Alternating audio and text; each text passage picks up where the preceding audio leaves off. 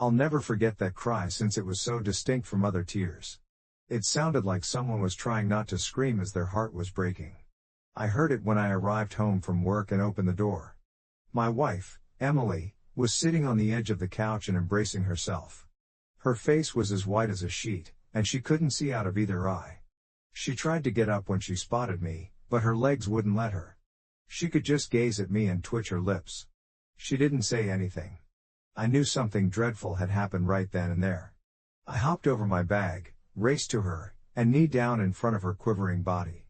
We had been married for 38 years and had been through sickness, debt, children, funerals, happiness, and loss together.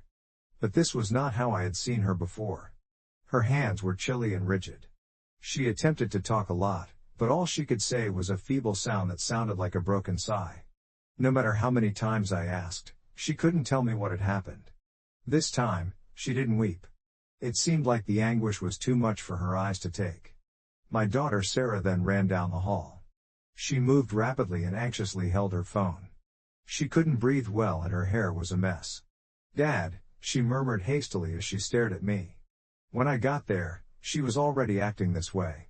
She said, "I don't know what happened." It sounded like she had rehearsed and learned how to speak. She said she had been to see her mom and found her weeping in the kitchen because she didn't comprehend anything.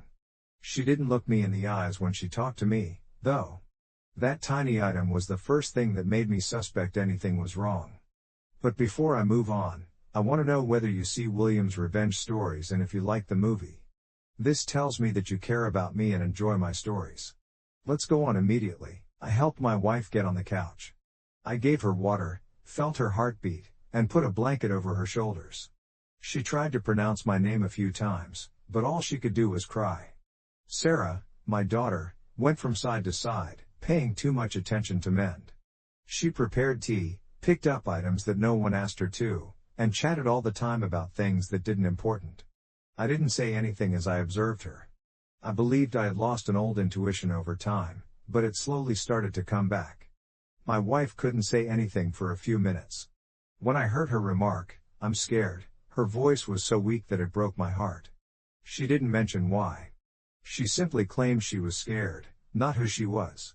I touched her face and forced her look at me. It was impossible to see a mark on her left wrist since it was hidden under the sleeve of her jacket. She must have hit herself without knowing it. My daughter responded immediately away. "Dad, she falls a lot these days." That excuse hit me like a slap in the face. "Did you touch her?" I asked her without raising my voice. I saw that my kid was frozen in only a second. After that, she stopped being furious and calmed down. She put her palm on her chest and said, "Dad, how can you say that? I would never injure my mom." From the couch, my wife started to cry more. I hugged her with one arm and looked at my daughter with the other. I didn't say anything. I didn't fight. I didn't curse. But something inside me started to break gently, like a crack that opens without making a sound. I escorted Emily to our room so she could relax. I gave her the nerve medication that her doctor had told her to take months ago.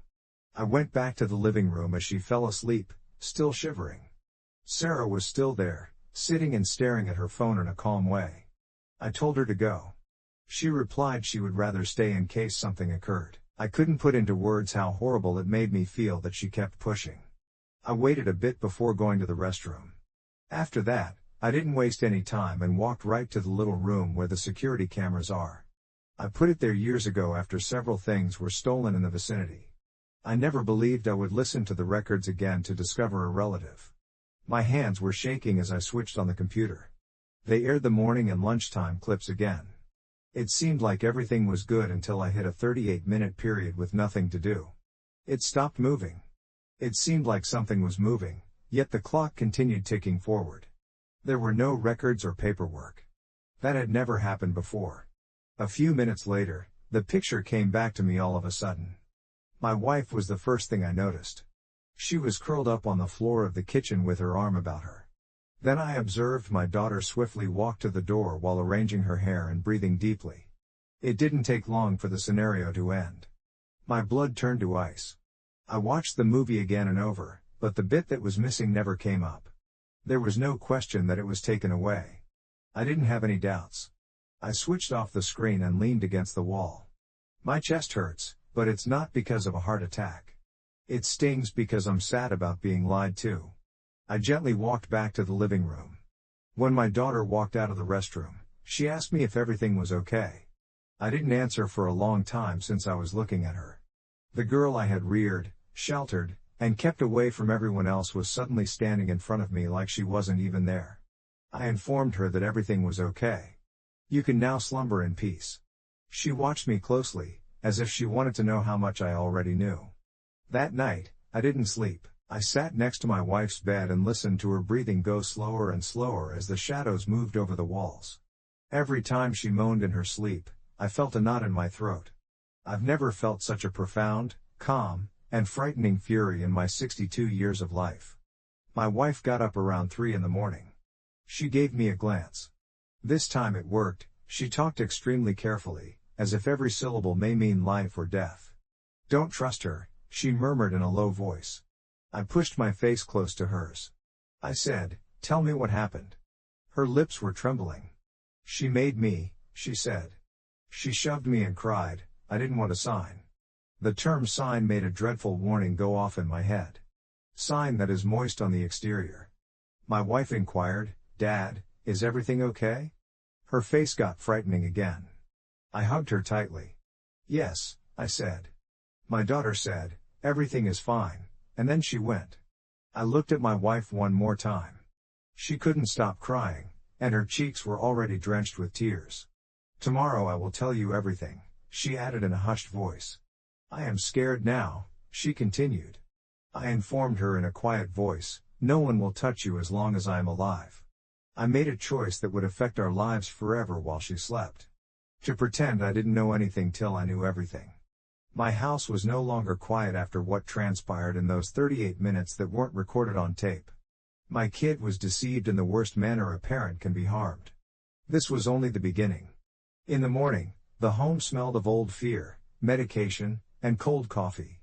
My wife was still asleep, but she had a grimace on her face, as if her body was reluctant to totally relax.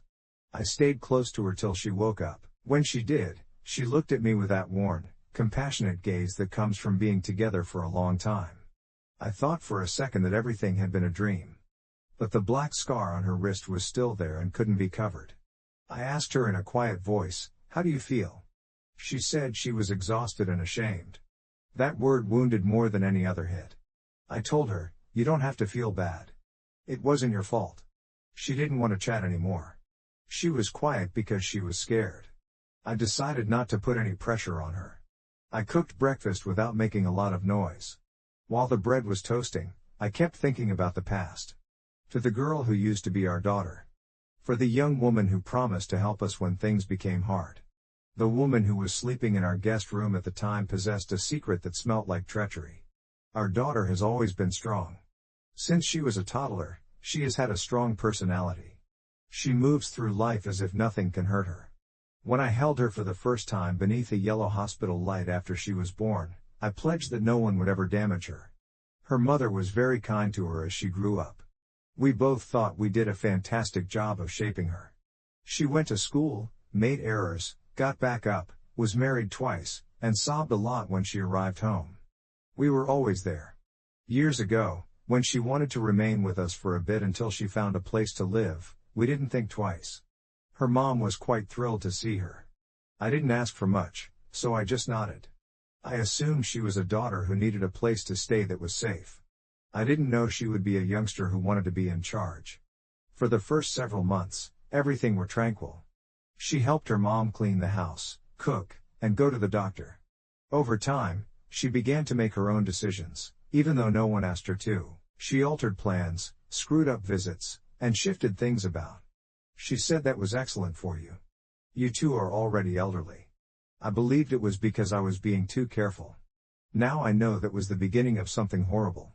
While we were eating breakfast, my wife didn't touch her tea too much. While she clutched the cup, her hands shook. "She'll be there in an hour," she whispered softly. "Who is Sarah?" I inquired. I felt a shiver down my back. "How do you know she left last night?" She said angrily. "She remarked that when she's furious, she always comes back." The phrase made me stop in my tracks. There was a lot of dread in her voice, but it was a taut fear. I decided that she wouldn't be able to terrify her today, not even for a second. I said to her, "You don't have to see her if you don't want to. I'm going to talk to her." "No," she muttered, holding on to the blanket. "The next time she does it, it will be worse than the previous time you saw her." I agreed. She was correct. The stillness had already hurt us too much. When the clock struck 10, I heard a car stop in front of the home. My stomach squeezed in. My wife closed her eyes.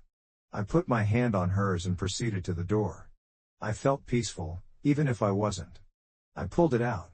She was dressed and made up precisely, and she held the phone and smiled in a way that she had practiced. "Dad," she questioned, "how did Mom wake up?" I told her, "You tell me. You were there with her when it started." For the first time, she lost some of her smile. She went in without asking for permission, like she normally did.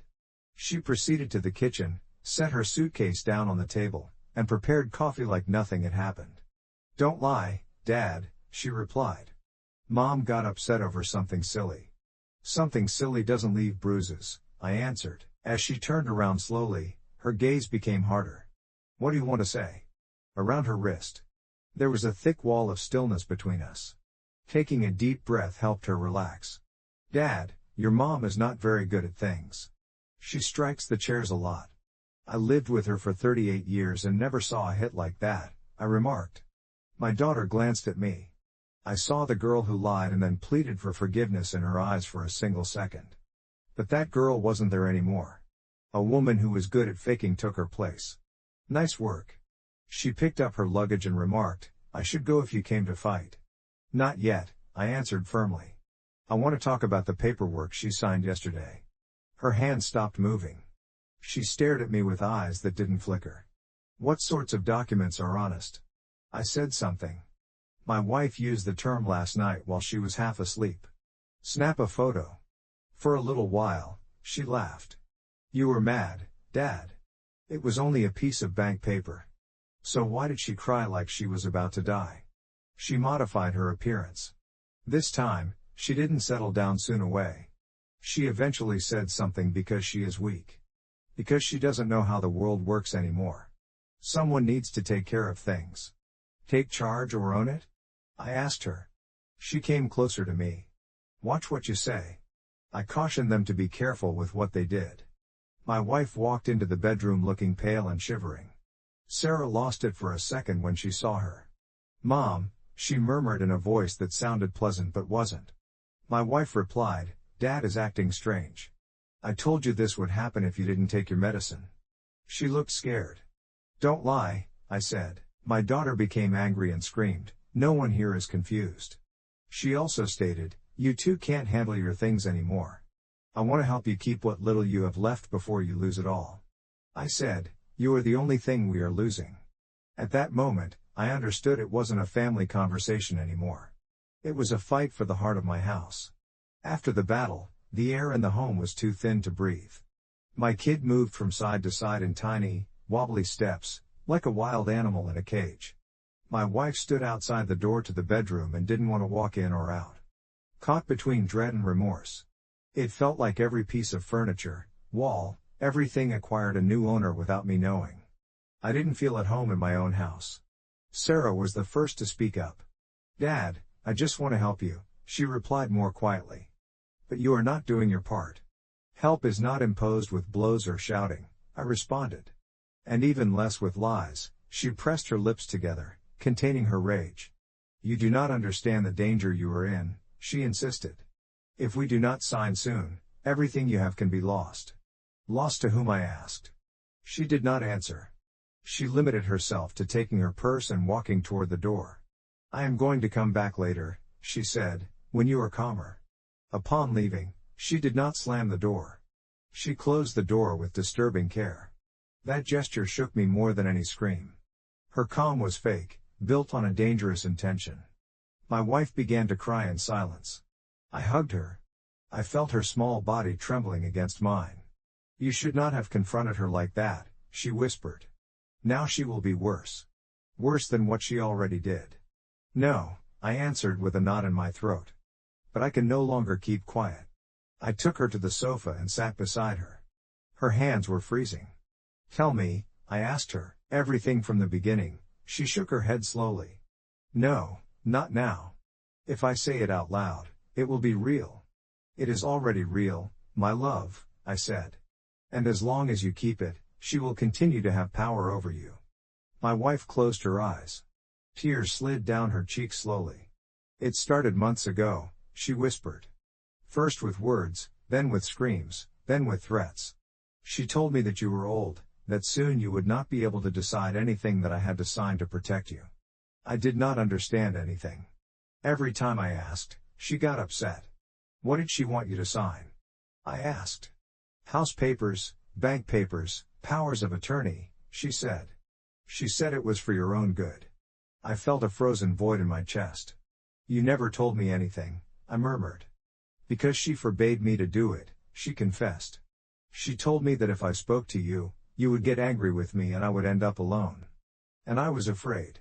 There was the truth, the oldest weapon of all fear. When did she hit you? I asked with a broken voice. Emily hesitated. Yesterday, when I refused to sign this time, my breathing became heavy. We're in the kitchen, she said. She pushed me against the table. I fell. She squeezed my wrist so I would sign. I screamed, but she covered my mouth. The image went through me like a dagger. I had to stand up so as not to lose control. And then she started crying as if I had done something to her. She sobbed. She said you would not believe me. Then I heard the door. You were already arriving. My heart beat with fury. That is why when I entered you were already crying, I said. She nodded broken. She told me that if I spoke she would make you look like a senile old man in front of everyone. I felt nausea. That is not going to happen again. I swore to her. I promise you. I helped my wife lie down for a while. When she fell asleep from exhaustion, I went straight to the camera room again. I turned on the system with a bitter sensation. I was no longer looking for security, I was looking for truth. I reviewed hour by hour. I advanced carefully and there I saw it. The gap exact 38 minutes manually deleted. It was not a technical failure. Someone had entered the system, someone who knew how to do it. I looked for the access logs. There was an additional user created weeks ago, a fake name. But the creation date coincided with the day our daughter moved permanently into our house to take care of us. My pulse accelerated. I checked further back. Previous days, I found small cuts at specific times. Nothing as long as yesterday's, just seconds, rehearsals, tests, like someone learning to use a weapon before shooting. And then something happened that made me sit up suddenly. A secondary camera was still active. An old camera, almost forgotten, installed only to cover the back hallway leading to the kitchen. Its quality was bad, the angle imperfect, but it was recording. I looked for the exact time of the attack. My hands were sweating. I advanced second by second, and I saw her. I saw my wife from behind washing a plate. I saw my daughter enter slowly. She closed the door. She walked slowly. She said something I could not hear. My wife turned. She shook her head several times. She seemed to plead. Then Sarah took her by the arm with force. My wife resisted. She pushed her against the table. My wife fell to the floor. And I had to cover my mouth not to scream when I saw her own fingers squeezing the fragile wrist of the woman I had loved all my life. Then she forced her to sign. Then she let her go. Then in front of the camera, my daughter began to cry as if she were the victim. I remained motionless. The world spun around me. I do not remember how much time I spent watching that scene over and over again. The only thing I know is that something died inside me in that dark room. When I finally turned off the monitor, my knees no longer supported me. I sat on the floor. I cried in silence, not for me, for the daughter I thought I knew and who no longer existed. At that moment, my daughter returned to the house. I heard the door open. I dried my tears. I put everything away. I went out as if I knew nothing. She looked at me with superiority. Did you talk? Did you sign? She said. Yes, I replied. I looked at her steadily. Not yet, she blinked, irritated. Dad, do not play with me. I am not doing it, I replied. But I warn you something. This house is still mine, and as long as I breathe, no one is going to tear anything away from us. Our eyes met like knives, and I knew that from that instant, there was no turning back. After seeing the recording, nothing was ever the same inside me, although on the outside, I forced myself to seem like the same man as always. I walked through the house with slow, measured steps, faking normality. I prepared coffee. I watered the plants. I asked my wife if she wanted soup for lunch. Every daily gesture was an immense effort not to let escape the pain, the rage, and the disappointment that burned me inside. Sarah moved through the house as if she were already its owner. She opened drawers, checked papers, made calls in a low voice from the patio. I watched her without her noticing as one observes a stranger invading sacred territory. I no longer saw the girl I had taken by the hand to school. I saw a woman capable of hitting her own mother without her pulse trembling. And my wife, on the other hand, was different. She walked with her gaze down her shoulders, shrugged as if every step were a weight. She only dared to look at me when my daughter was not around. And in those brief moments, in the shared silence, we spoke with our eyes. By mid-afternoon, I finally managed to be alone with her. Sarah went out to run an errand. As soon as I heard the door slam, I approached my wife. She was sitting by the window, looking toward the street like someone waiting for something she does not want to arrive. Now, yes, I told her in a very low voice. Now you can tell me everything. She took a deep breath like someone diving underwater before an abyss. I saw it in your eyes this morning, she remarked quietly. I didn't answer because I thought, you already know. It wasn't necessary. I didn't want you to see it that way, she added. When she remarked, she is your daughter, and that hurts more than the blows, I felt a lump in my throat. It hurts more to hide it, I answered. Because keeping quiet protects her, not us. My wife put her hands on her lap and squeezed them. That if I told anybody, they would be so humiliated that they wouldn't think her daughter could do anything like that. She said I would wind up in a mental hospital since I looked like a crazy old woman. My heart split into 1,000 pieces when I heard those words. I said, she scared you into doing what she wanted, he said, and that is also violence. She nodded slowly. I had to write my name a couple times. She said it was true. First, little things like authorizations, and then bank paperwork. Yesterday was different. There was a power of attorney yesterday. All of it. I thought I was letting go of both my life and yours. My hands started to tremble. What happened to those papers? She stated it was in her luggage. It seems like she always leaves them there because she's scared we'll take them. Keep going. I thought about how many times I had witnessed my daughter defend that purse too much. Now it all made clear. Is there anyone else who gets what's going on? I had inquired. She said no. You by yourself. You will trust me straight away after reading that. I asked her. Don't confront her alone, no matter what. Don't talk to her, don't put your name on anything. I'll handle everything. She thought about it for a little while. Then she looked me in the eyes in a way I hadn't seen in years. Sure. When she responded okay, she was fearless for the first time in a long time. I had no idea what was going on when my daughter came back with a carton of fast food. She laughed. She talked about little things. She didn't ask us if we were hungry once we sat down to eat. I didn't miss a thing while I watched her. She was convinced of what she said, did, and looked like. Too sure. She promptly glanced at her mother and said, we need to go to the bank tomorrow. We need to address the problem once and for all. My partner glanced down. I don't feel well, she stated in a hushed voice. Not just now. Sarah dropped the silverware hard. She added, this can't wait. Dad doesn't want to deal with these things either. I answered in a calm voice, I can make my own decisions. She glanced at me with hatred that was impossible to suppress. It's not about you, Dad. It's about not getting into trouble. I assumed you were the one who instigated the situation, but I didn't say that. She closed herself in the room she always designated her own after she ate. I took the occasion to sit near to my wife and grasp her hand. I whispered to her, I'm going to make something tonight. Do you trust me? She nodded and shook her head a bit. That night, when everyone else was sleeping, I went back to the camera room.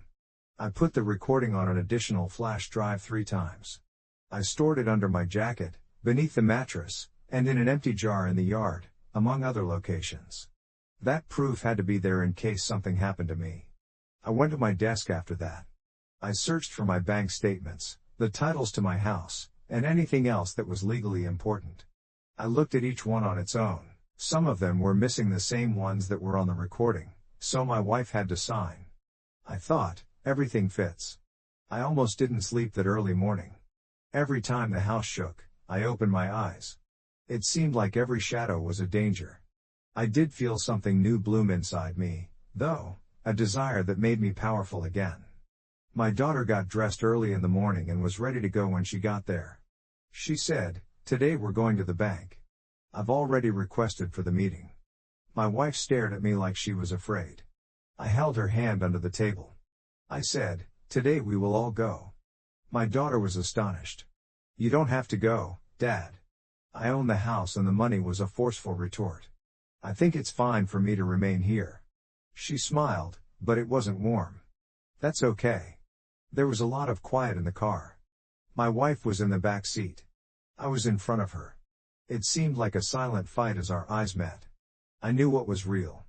That worked out perfectly for me because she didn't know I knew. Sarah strolled right inside the bank like she knew where she was going. She mentioned the name of the person who assisted her. That piece of information made something else plain to me. She had been getting ready for a long time. They made us walk through an office. The door was closed. The worker took out a huge folder. She put it on the table.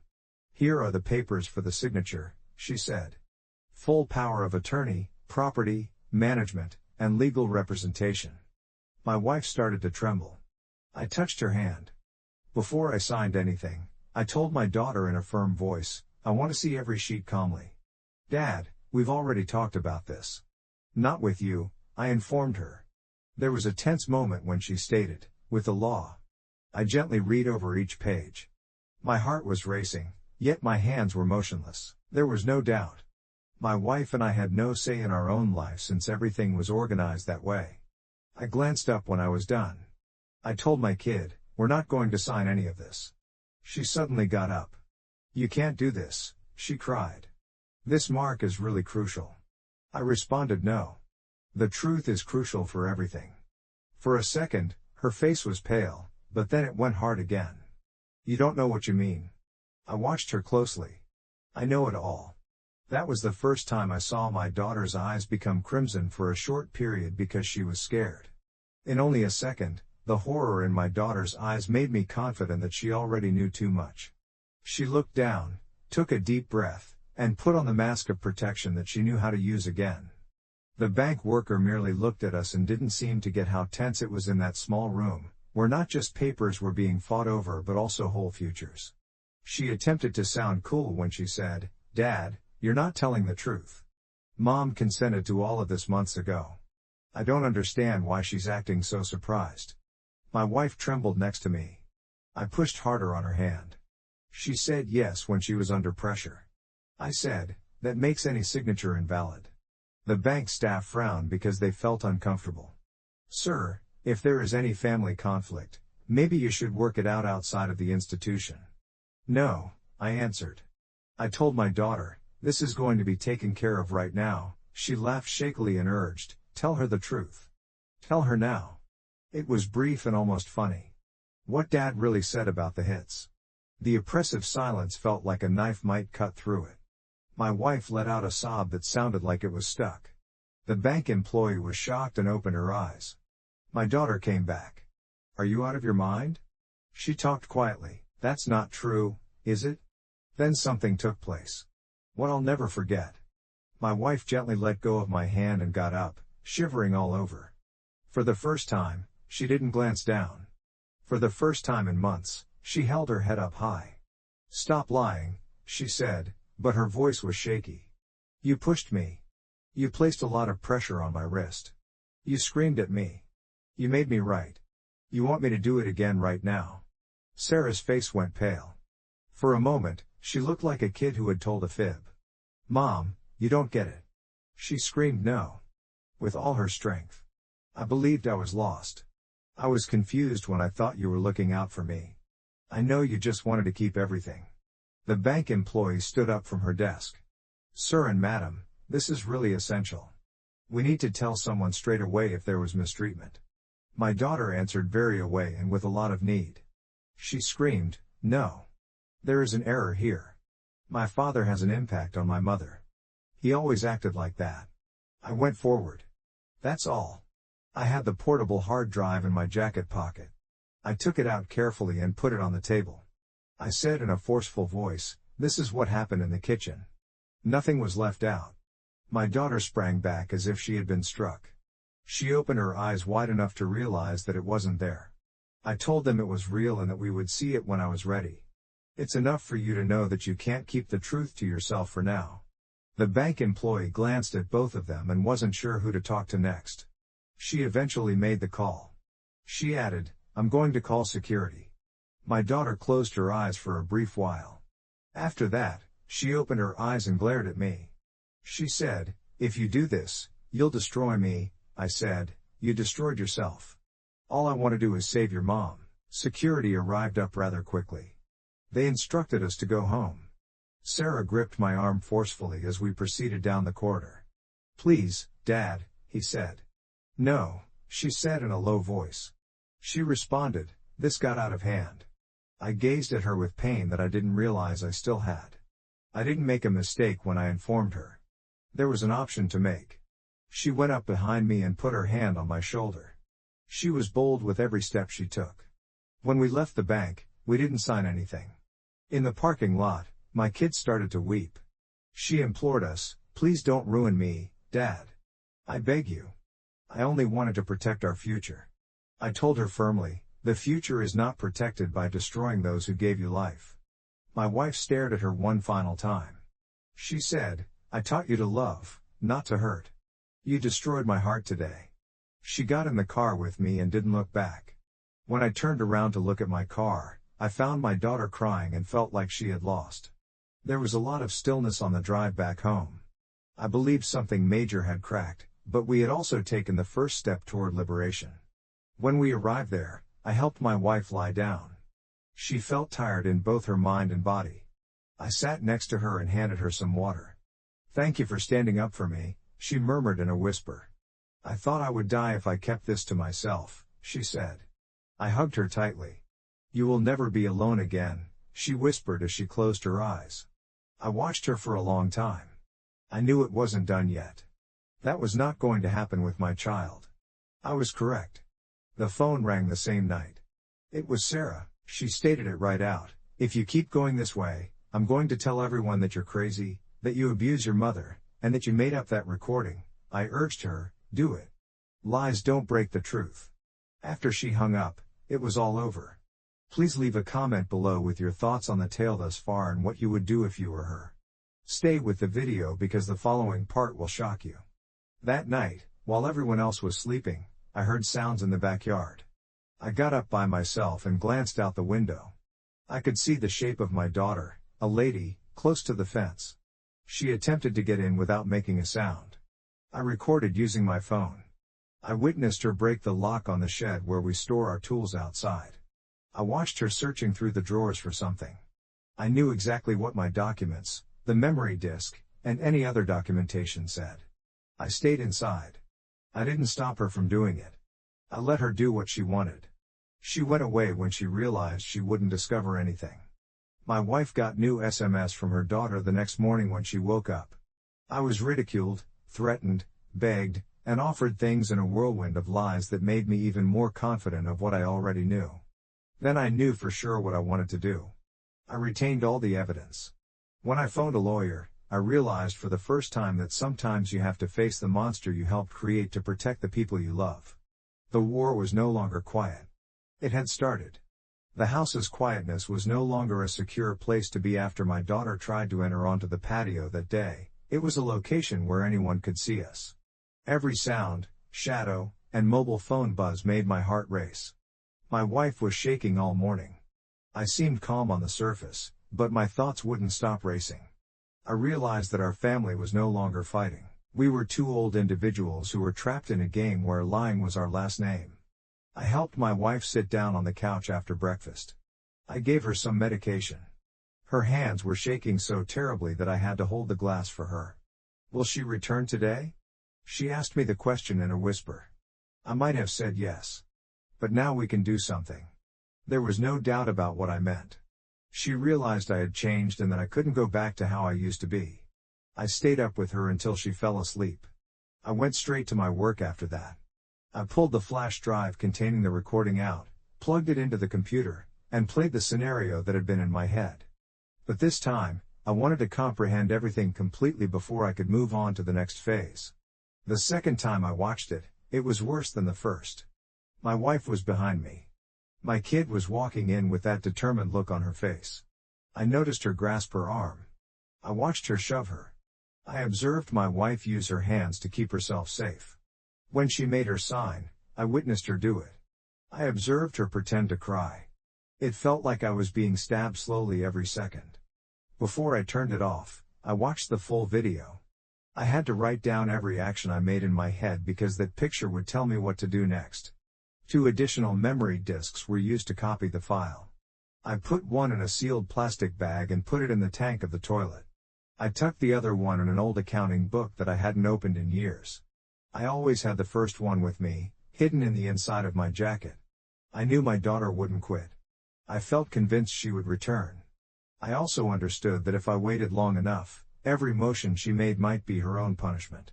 Later that same day, my daughter called. "Dad," she murmured, her voice more tight than normal. "I want to talk to you too, but I don't want to shout or make a scene." I told them they could come. She laughed phony and said, "But with respect, I always respect you." I hung off without having a quarrel. She arrived there at night. She brought a bag of fruit with her, which made it seem like everything was good between us. My wife became rigid when she saw her. I kept going. "Mom is tired." I told my daughter, "You will talk to me," and she squeezed her lips together and nodded. We were seated next to each other at the table. For the first time in a long time, I looked at her without love in my eyes. I gazed at her the same way I look at a stranger. "First," she said, "Dad. Things got out of hand. But we can solve it. You can keep the tape." I put the documents away, and we pretend like nothing happened. "Who makes your mom feel safe?" I asked. She looked down. "It was a crazy time. Nothing else." I said no. It was an attack. And being aggressive is not a mistake. You may choose. She stood up from the chair. You don't understand what she said. Very high. It was my obligation to protect what we own. I said to her, "You don't own the house.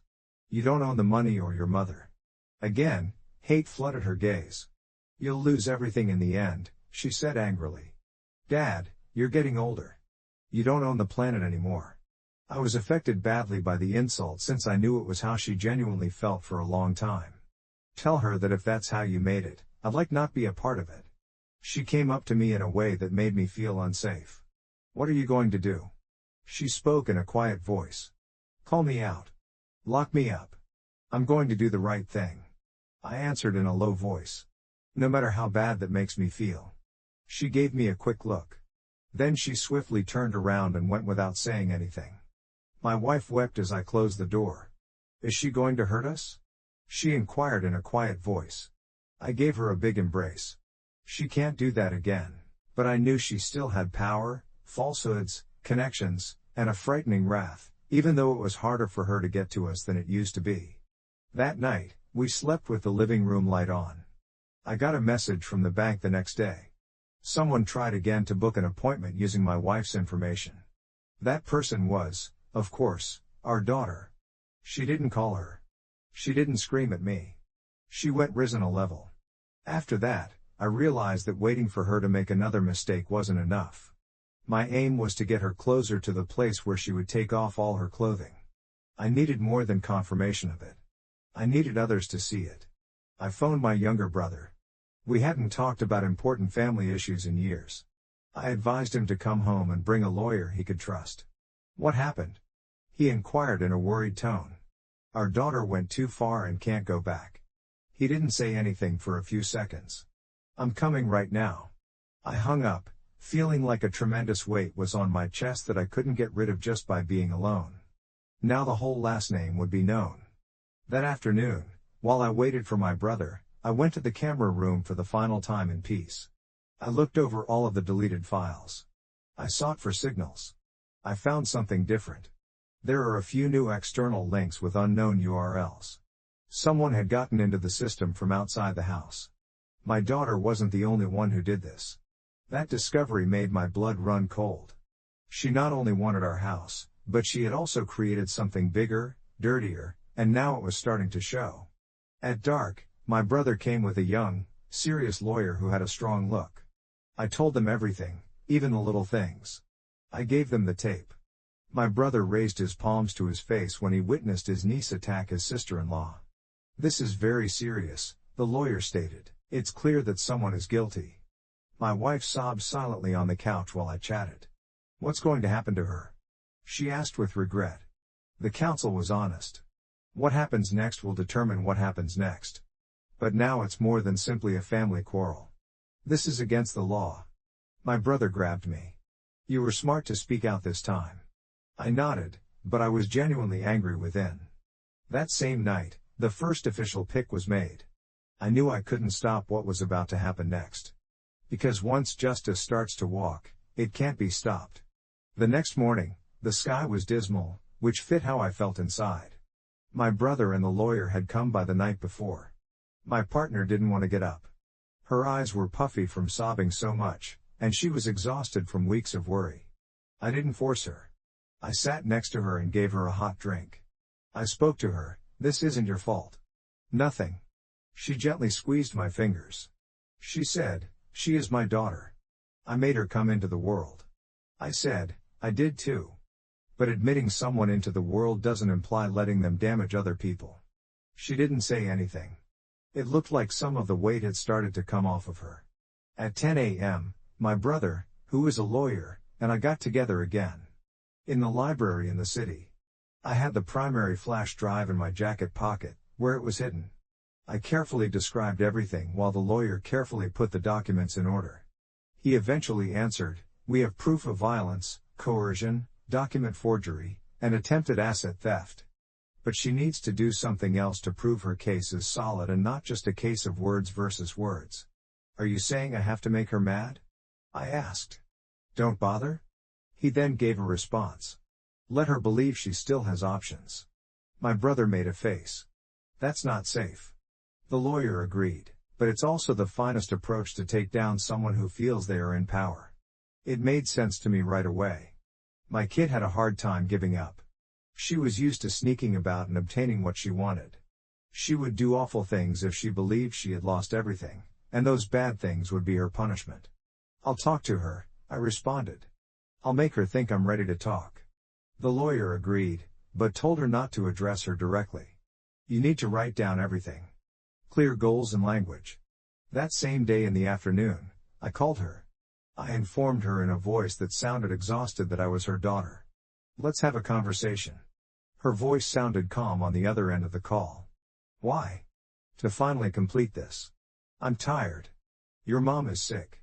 I can't fight you anymore because I'm too weak." There was a brief break. I could see her brain operating just perfectly. "What do you think about it?" she finally asked. "Come in the afternoon of tomorrow. You and I are the only ones here, so no shouting or threats." "Will Mom be there too?" "No," I said. "She's really bad. This time, we'll be the only ones there." She agreed. She attempted to suppress it, but her voice sounded like she had won. "Okay, Dad. Let's act like adults and speak." I was shaking as I hung up. "You're not terrified, you're thrilled." The scheme was going ahead. That night, I gently told my wife what was going on.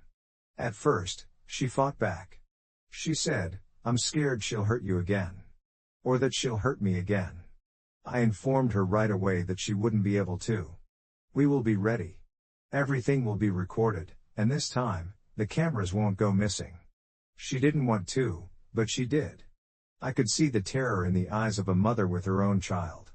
But I noticed something new, a passionate desire for justice. The next day, I did something new to get the house ready. They put 2 hidden recorders on a shelf in the dining room and one beneath the cushion of a chair. No one saw me turn on the second camera. I always have the primary hard drive with me since I keep it in the inside pocket of my jacket. I saw her come in through the window around 4 in the afternoon. She got out of the car with caution. She rang the bell once. "Firm," I exclaimed. She responded, "Dad," with a phony grin. "Can we fix this?" he asked. I told him to come in. She came in as if nothing had occurred. She glanced around the living room very carefully, possibly looking for evidence, cameras, or anyone who saw what happened. The home, on the other hand, appeared excessively quiet. We sat close to each other. I said, "Tell me what you want." My daughter crossed her arms. "I want the recording to be thrown away so we can sign the documents without any more trouble." She said, "I'll take care of you," after they fought. "The physician's bills. You can live in peace without worrying about your rights or fears?" I asked. She squinted her eyes. "Dad, you're getting older. The clock is not on your side. I don't want to be left alone in bed with no one to care for me." I remarked, "That sounds more like a threat than a promise." She put her hands on the table and leaned in to talk to me. "You may name it whatever you want, you know I can make it happen." My back was chilly. I watched her closely. "I also know how to put you in jail." She made her smile tighter. "You don't have the guts to do it." I said, "You're wrong. I believed I had one more test to take." She made a grimace. "What proof?" "That you said what you did." She didn't say anything. She swiftly tapped the table with her fingertips. "I didn't do it," she eventually replied. "Because I didn't do anything wrong. You struck your mother. It was my time. You made her sign, so she had to. She was afraid because of you. She got closer. I did what I had to do. You two couldn't manage things anymore. Someone has to be in charge. I said that violence is not a means to get what you want. You don't know how things function in the actual world." "Dad," she said in a chilly voice. "Weak people always lose." I didn't want to lose. She was so honest that my chest ached. She truly did say such things, even if she didn't realize it. "Am I the weak one?" I inquired. "You and your mom," she said right away. I took a big breath for the two of you. I asked, "Then let me ask you one last question. How much farther would you have gone if I hadn't seen that disc?" She thought about it for a moment. In that moment, it was enough. "As far as necessary," she said. At that point, I knew for sure and didn't feel horrible about it. I stood up and said, "That's it for the conversation. Are you going to rat on me?" She asked with an odd smile. "You will report by yourself." She stared at me like she didn't understand. I cautiously pulled the flash disk out of my pocket. There was a record of everything. I told her everything you told me. Her face completely fell apart. She leapt up. "You can't do that. What you did was far worse." It was time for me. She ran to the door. I was already prepared. The lawyer alerted the police about it, and they came in via the back patio before she could escape. 2 officers crossed the boundary in an instant. My child yelled. She made an effort to escape. They had her behind bars.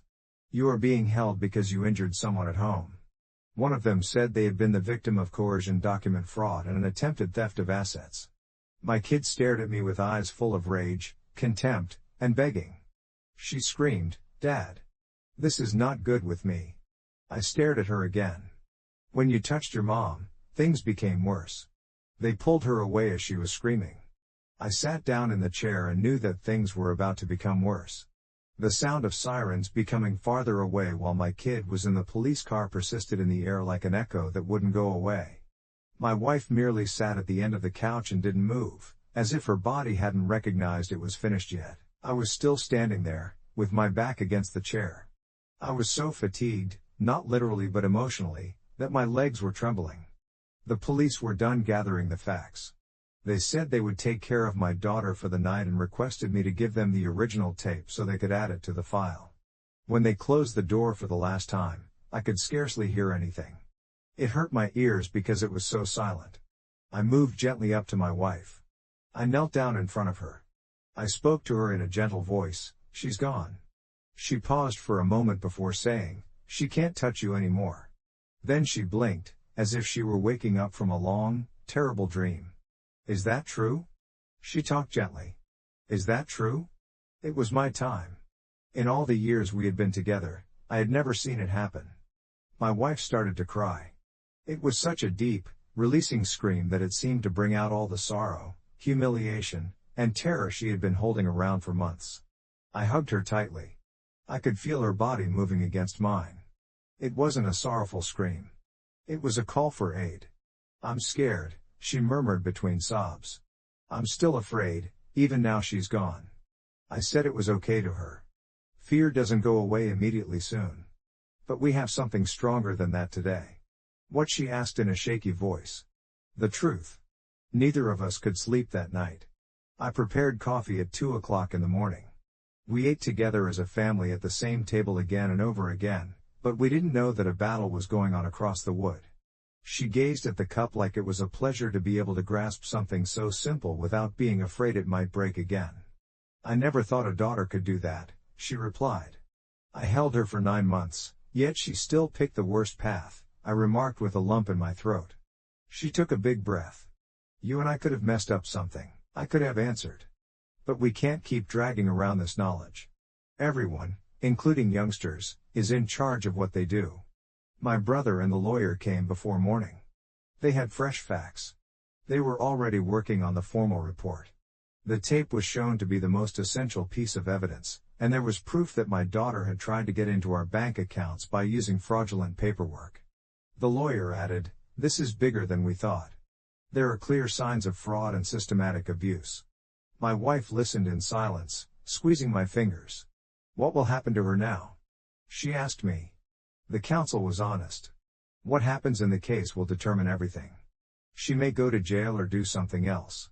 My wife was affected hard by the term prison. She lowered her head. My brother stated firmly, "She is our daughter, and she hurt you too. This would have been worse if it didn't end now." I didn't mean to be disrespectful. A mother won't feel better if you quarrel with her. That following day, the first calls came in. We saw friends and family we hadn't seen in years. People close by, even longtime pals. Word spread rapidly through the neighborhood. People said that the Williams family's daughter attacked her mother and tried to steal everything from them. A lot of individuals truly wanted to assist. Some people just wanted to be sure what was being reported was true. My wife didn't want to answer the phone when it called. I said a few things in response. I didn't want a lot of people to see how sad we were. In the afternoon, I got the call. I knew they would show up at some time. "Dad," the person on the other end of the line said. It was her. She said, "I'm not allowed to talk to you. But I didn't simply call to tell you something." "Speak," I said, my chest taut. "Things got out of hand. I didn't want things to become that terrible. I told them that it got that far because you pushed it." She was silent for a little while every day. "Mom always took care of me more than she needed to. I used to trust her when she claimed she would forgive me for anything. And then you smacked her when she stopped." My kid was crying on the other end of the call. I didn't mean to hurt her. I informed her that not everyone wants to hurt others. Some individuals do it because they want to, because they are selfish, or because they think they are superior than other people. "Do you not like me?" she asked. The question hurt me deeply. I had to say no, even though I was harsh. "I can't protect you from the consequences of what you've done anymore." After she hung up, it was done. I stared at the phone that was off for a long time. My wife observed me from the door. "Was it her?" she asked. I agreed. She stated she didn't want things to become that terrible. My wife closed her eyes. She said in a low voice, "I didn't want this to happen either. But it happened." That night, I put her back to sleep. I stayed awake next to her and clutched her hand like someone whose loved one had recently been in an accident and yet didn't believe they were safe. They contacted us from the courts after 2 days. There was a date set for the first meeting. We had to show them who we were. On the approach to the courts, there was no noise. The streets appeared different. It seemed like everything had changed. The edifice felt frigid and far away, like if justice needed room to work. They brought my daughter in with her hands cuffed. When I saw her, something inside me broke. Her hands were swollen, her eyes were pale, and she was shivering. The lady who attacked her mother and was confident of herself was gone. She was being accused and experiencing for the first time the full effects of what she had done. We stared each other in the eye. She looked down. It was hard to hear. There was proof offered. Everyone heard the recording. My wife shook her head and gripped my fingers hard. When the footage from the kitchen came on, a lot of individuals in the room glanced down. My daughter cried by herself. The judge could see it. There were enough reasons to formally accuse her. While the inquiry was going on, the person was put in jail before the trial. The sound of the gavel ending a moment will always stay with me. My wife began to cry. There was a big hole in my heart. It wasn't a grin. It wasn't a win. It was proof of a disaster that couldn't be repaired. My wife paused on the sidewalk when she left the building. She took a deep breath. She eventually informed us, "She can't touch us anymore. It seems like I can breathe again after a long time." I hugged her. Yes, I do too. But I knew that the worst part was still to come. Get used to the hurt that love may bring when it becomes a weapon. They were still going to find that out. After that, hearing was wrong for a few days, like time had shifted. My wife woke up in the middle of the night startled because she believed she heard our daughter's voice in the house. I got up immediately quickly. I turned on the lights and checked each room. There was never any sound. It's hard to get rid of fear if it's been within someone for too long. We got visits from brothers, uncles, and old acquaintances that we didn't anticipate. Some individuals came to aid us, while others were just interested. I immediately recognized who came with an open heart and who was merely interested in death for no reason. I respectfully and firmly said no to the second one. We had already seen too much. The lawyer called on the third day. The inquiry was going swiftly. They found attempted bank transactions, loan applications filed in our name, and recordings of my daughter communicating to a dishonest supervisor in the past. It wasn't only abuse in the family anymore. They had been making up this web of falsehoods for months. The lawyer said this wasn't something that happened out of the blue. She took a lot of time and thought to plan everything. I could hear my wife's lips squeeze together. I could tell that every phrase hit her like a fact she wasn't quite ready to embrace. "What will happen now?" she inquired with a shaky voice. He said, "Now the official process begins. There will be meetings, witnesses, and psychology specialists. You need to say something." My partner trembled. "I never want to see her again." "If you don't want to, you don't have to see her." He made her feel better. "The law protects you." While we were dining in silence that night, my wife suddenly began to cry. "I still dream of her as a child," she said. "I remember her small figure racing across the terrace with the red ribbon in her hair. Then I wake up and recall it all. My heart can't take it." I gently held her face. I said that no one can quit loving every day. We shouldn't let love kill us, even though it won't go away on its own. She rested her head on my chest and shut her eyes. I think I might have produced a monster. I told her no, you made a female.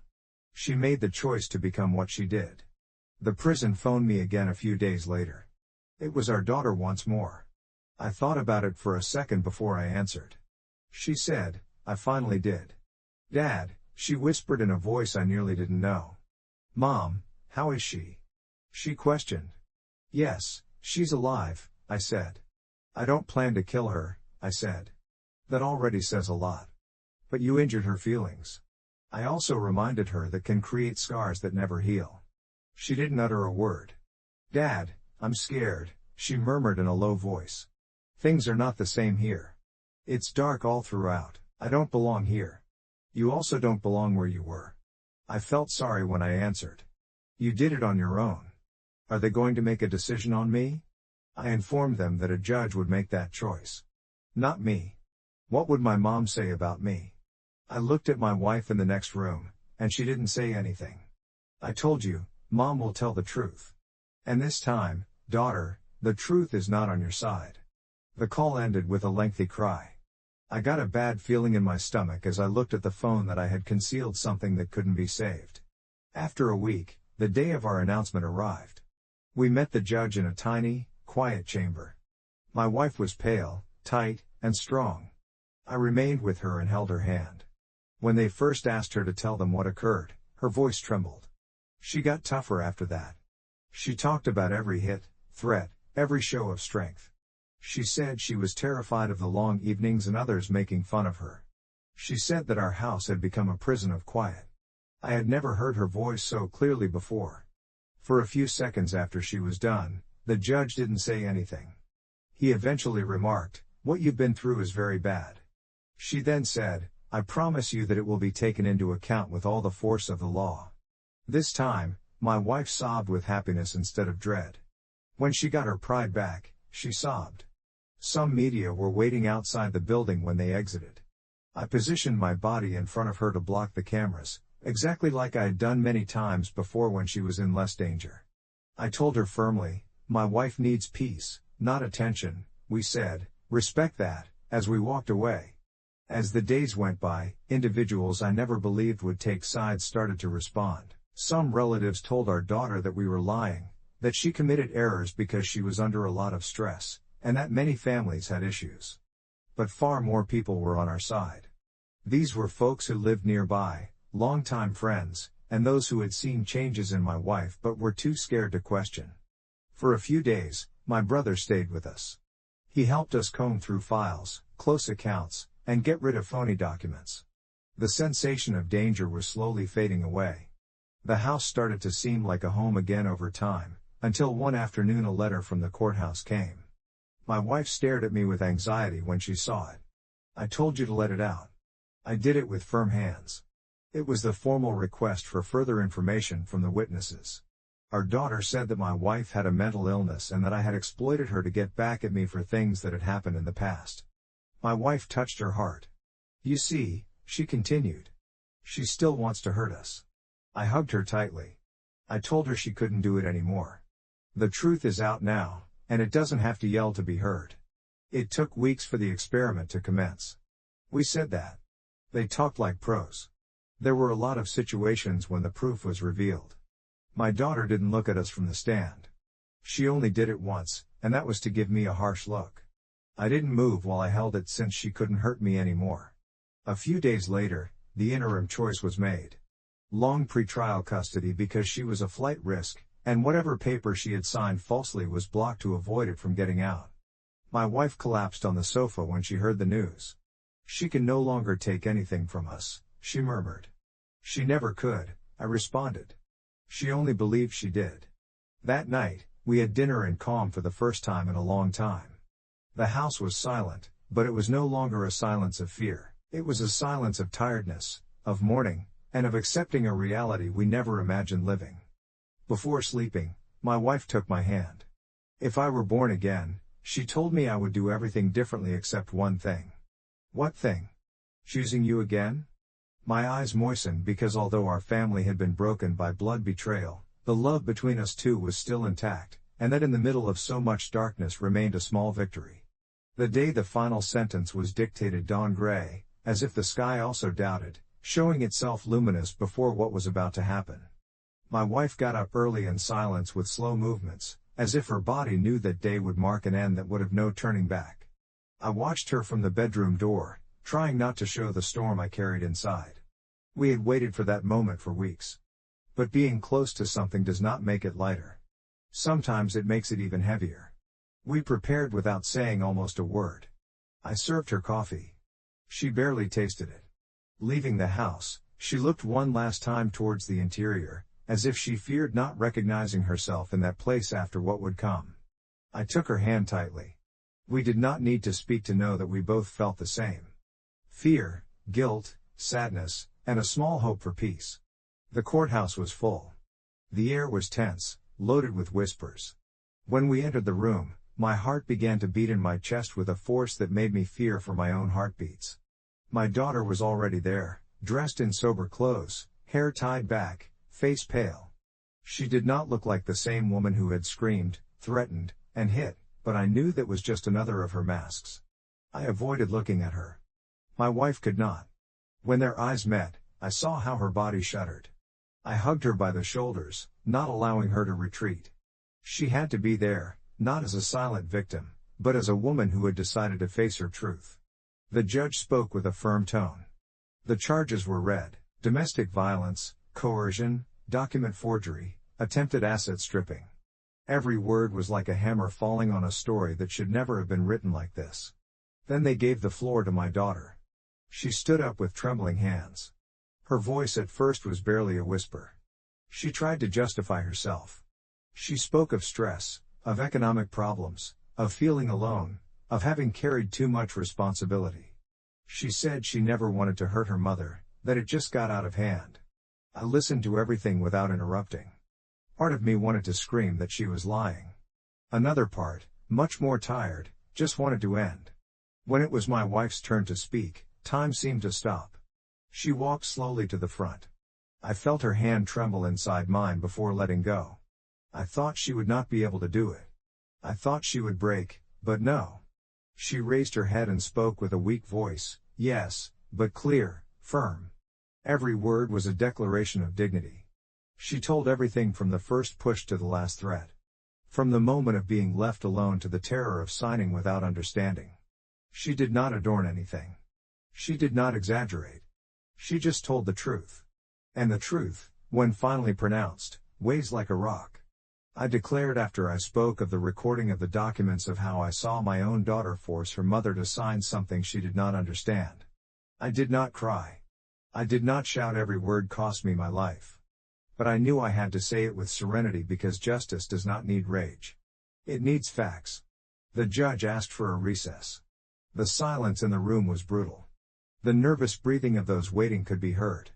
My wife did not stop squeezing a small rosary between her fingers. I looked at the floor trying not to fall into the abyss of memories. When the judge returned, we all stood up. I felt a strange vertigo as if my whole body rejected that instant. Then I heard the words that would change our lives forever. My daughter was declared guilty. Guilty of violence, guilty of coercion, guilty of fraud. The sentence included effective prison time and the annulment of all documents signed under pressure. My wife let out a moan. I held her by the waist so she would not fall. My daughter cried, not with rage, with desperation. For the first time, her crying was no longer a tool. It was defeat. When they took her away, she crossed her gaze with me one last time. In her eyes, there was no longer hate nor defiance, only a mute question I did not know nor wanted to answer. The door closed behind her with a dry thud that echoed inside my chest like thunder. Leaving the courthouse, my wife took a deep breath. The air seemed different, less heavy, more real. Is it over? She whispered. Yes, I responded. It is over. But it was not a happy ending. It was a necessary ending. And sometimes life only offers us that. The following days were strange. The house was calm, but a calm made of absences. Our daughter's bedroom remained closed. No one dared to enter. Finally, one afternoon, my wife asked me to do it together. We opened the door. Everything remained the same. The bed made, her clothes in the closet, her objects on the shelves. It was like a shrine of someone who no longer belonged to that home. My wife sat on the bed and brought her hands to her face. She cried in silence. I remained standing, not knowing what to do. There are no manuals for closing the door of the heart to a child. With time, we began to rebuild ourselves. My wife started therapy. She went back to sleeping without startles. She started walking through the garden, watering the plants, talking without fear. I watched her with a mixture of joy and sadness. I saw her reborn, and at the same time, I saw the shadow of our daughter in every gesture. One afternoon, while we were drinking coffee under the sun, my wife looked at me and said, "If you had not arrived that day, I would not be here." I squeezed her hand tightly. "If you had not had the courage to speak, I would still be blind." We looked at each other in silence. Two older people who had gone through the greatest tragedy of their lives caused by someone they loved with all their soul. I knew then that true love is not naive. That loving is not allowing anything. That sometimes to save who you love, you must do it even from who hurts them the most. Even if that someone carries your same blood. My wife smiled weakly. "Now I just want to live in peace," she said. "And you will have it," I responded, "although we are no longer the same as before, because we never went back to being so." The price of seeing the truth was high. We lost a daughter. We lost an illusion. We lost the idea of a perfect family. But we did not lose the most important thing, life, dignity, and the light we still had left. And so in that small garden where so many times the three of us had laughed, my wife and I understood that love, when it stops being blind, hurts, but also liberates. Some months have passed since that day in the courthouse. Today the house smells of coffee in the mornings and freshly toasted bread again. My wife walks more upright, sleeps without startles, and sometimes even hums old songs again while watering the garden plants. I watch her in silence, thanking every small gesture we took for granted before. It has not been easy. No wound that bears the name of a child heals quickly. There are days when she stays looking out the window with lost eyes, and I know exactly who she is thinking of. In those moments, I say nothing. I just approach and take her hand. We already learned that there are pains that are not cured with words, but with presence. Our daughter is serving her sentence. We have not seen her again. Sometimes I wonder if one day I will be able to look at her without the past going through my chest. I do not know, nor do I know if she will one day understand all the damage she caused. The only thing I know is that I did what I had to do as a husband and as a man. Today we live with less fear and with more truth. And although we lost something irreparable, we also saved something much more valuable. Our lives and our dignity. If this story reached you, I want you to know something. It is never too late to say enough. It is never too late to protect who you love. And it is never too late to face the truth, however painful it may be. I am William and this was my story. Subscribe to the channel so you can continue accompanying us with more real and touching stories. Like this video if this story touched your heart. Leave us a comment telling us what you thought of this story, what you would have done in my place and from which city you are watching us. I read every message. Your support gives us strength to continue telling stories that matter. Thank you for staying until the end. Thank you for listening. Thank you for not looking the other way.